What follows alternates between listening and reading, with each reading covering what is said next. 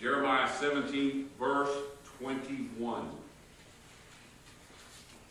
Thus saith the Lord,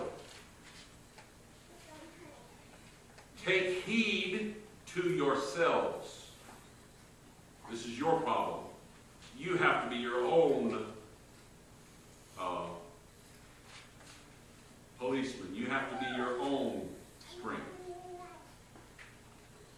Take heed to yourselves, and bear no burden on the Sabbath day, nor bring it in by the gates of Jerusalem. Neither carry forth a burden out of your houses on the Sabbath day, neither do ye any work, but hallow ye the Sabbath day, as I commanded your fathers. Now, I want to establish one other thought here, and that's the thought of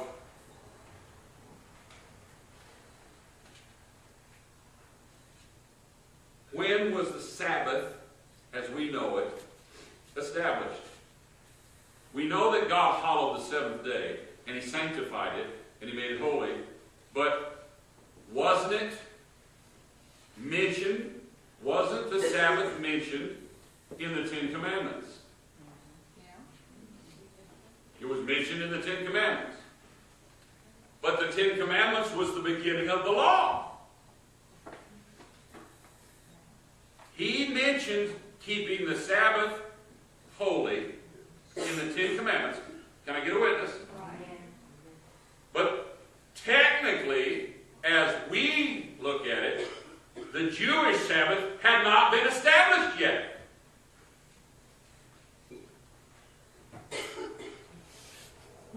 Chew on that for a minute. Work on that for a minute. God's saying, remember the Sabbath day and keep it holy in the Ten Commandments. Correct? All right, let's just jump real quick back to Exodus. I'll read it to you.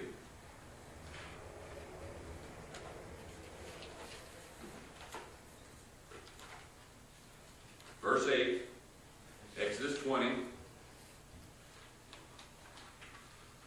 Remember the Sabbath day to keep it holy. He's telling them to remember something that under Jewish law had not yet been ordained. How could God do that? Why did God do it in that sequence? Is it just one of those places in the Bible where, because of the chronological order of things in the Bible, that maybe there's something out of order chronologically? You may not be aware of this, but the Old Testament is not always chronological. That means that when you start in Genesis and go through the end of the Old Testament, all of those books are not in the exact order as to when they were written and when they were brought in. But I'll tell you right now, this is not a chronological error. This is not a chronological error. And when God spoke to men and anointed men to put the Bible together as we know it, He put the order of the books together the way that He wanted them put together, because that's how it would work the best for us, because He loves us. The principle of Sabbath itself, that sanctified day, we see that God created that before He created a lot of other things, especially anything that had anything to do with worship ordinances, worship rules, or doctrinal rules. Hello? So God is reminding them, after they're coming back out of Egypt, He's reminding them, look, you people have got to go back to where I started. On the seventh day I rested, and I hallowed a day. I sanctified it. I made it a holy day. That's why He said, remember it. Do you know that the whole time that they were in Egypt, they probably didn't show one day different from another day the whole time they were slaves there? Because we have to remember that they were there. They were there because they stopped trusting God.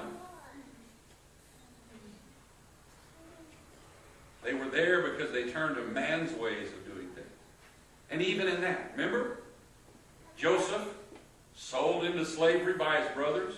Some of his brothers wanted to just kill Joseph, didn't they? Ever want to kill your brother? But wiser heads prevailed. He said, look, let's not kill our brother. Let's sell him into slavery. And you know that God took that situation and he put Joseph in a place where when there was a need of food, that Joseph would be in a place of power and he could take care of his kindred. He could take care of Abraham and his seed. Come on now. But how much law did you read back in those days? You don't read too much law.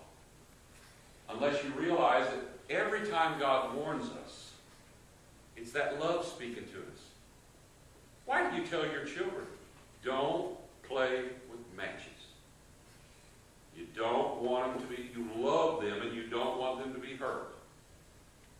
You don't tell your children on a sub-zero day to go out and lick the well pump handle.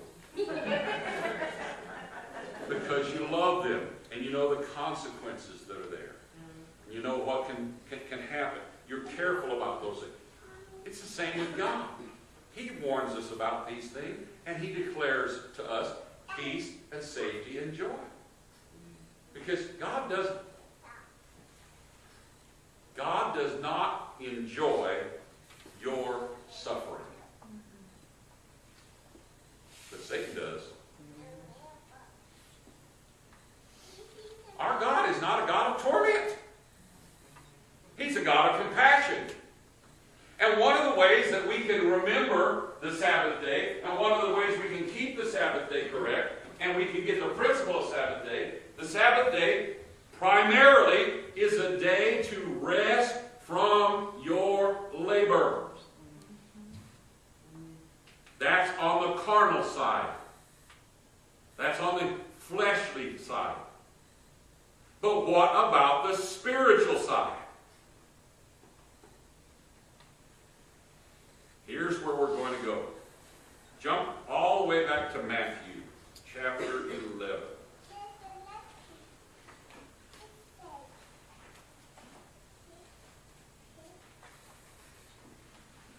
I tell you what, yeah, let's just get this one out of the way.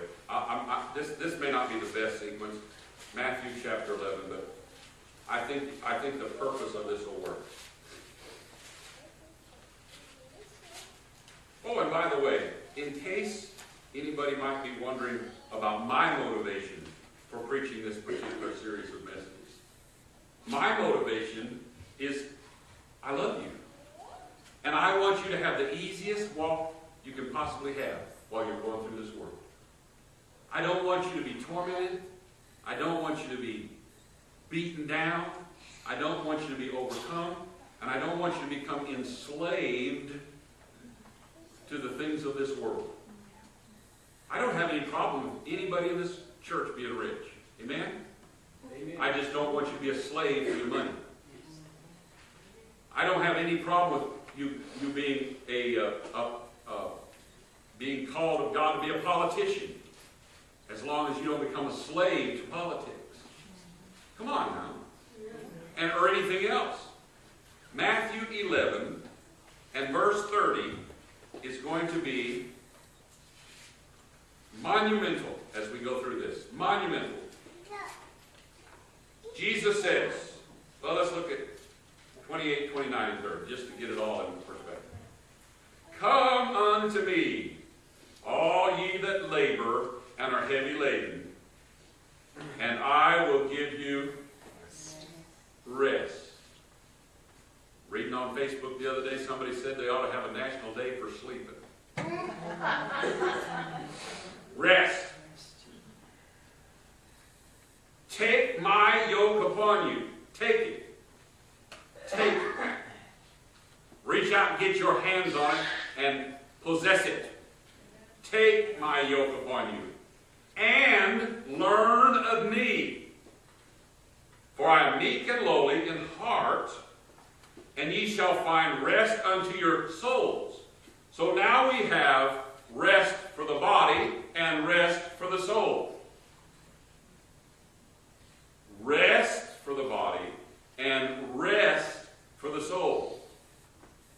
biggest problem we have in the church today is people are not resting their souls.